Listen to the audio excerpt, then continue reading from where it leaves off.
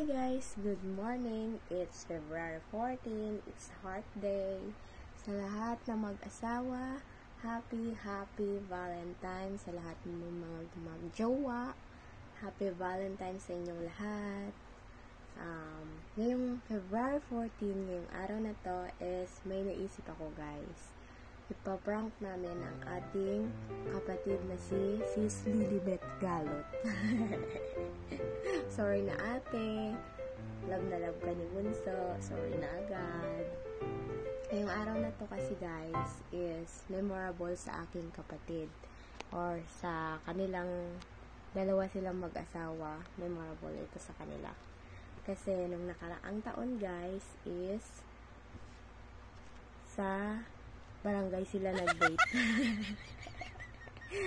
Barangay sila nag-date kasi may nagpatawag sa kanila sa barangay, which is yung nagpatawag sa kanila is yun pang tinulungan nila. Oo, nakakatawa yun guys kasi sila na nga tumulong sa kanila, sila pa tong ipinatawag sa barangay. Kaya memorable itong araw na to. Kaya ito yung for the first time namin ipaprank si ate. Sana maging successful to guys. So, ganito ang gagawin namin guys. Gumawa kami ng patawag. Kunya-kunya rin patawag sa barangay. Pero ito guys ay kunya-kunyarian lang talaga. Joke lang. Kaya itong sinulat namin ditong nagre-reklamo is kasabwat din namin. Kaya ito ay kunya-kunyarian lang. Joke lang. Sana maging successful ang prank namin. Tara, samahan nyo kami guys na i-prank ang ating ate na si Sis Lilibet Galot. Let's go! Prank na natin si ate.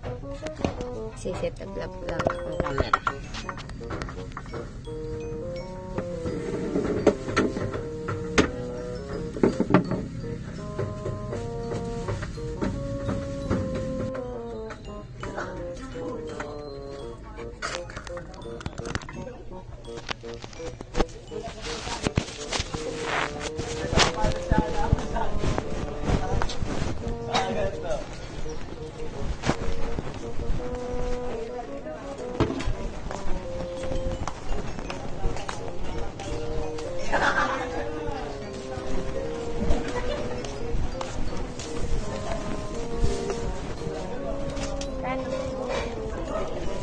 Sige po.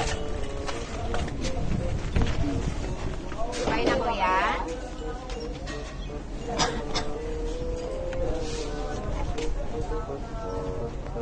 Dito lang, sir.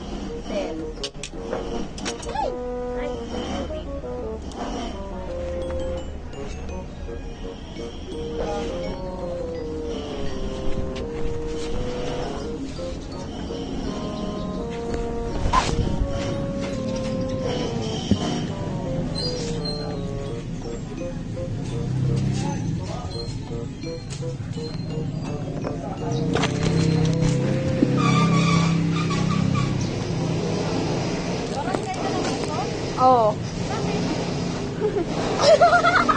Ewan ko. Barangay saan? Hindi naman. Whatever so hindi ko magpatot. Oo nga.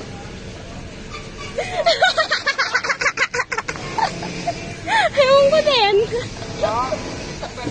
February 14. Happy New Year, Mary. Ano to, 1 year anniversary. O, prank to. Ay, iyak na talaga siya. Alam ko naman. Hindi naman.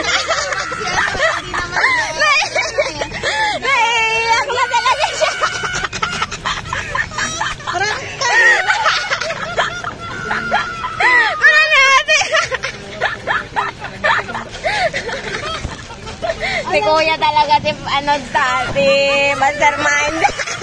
Alam ko to eh, kasi hindi naman alam marunong naman magbasa eh.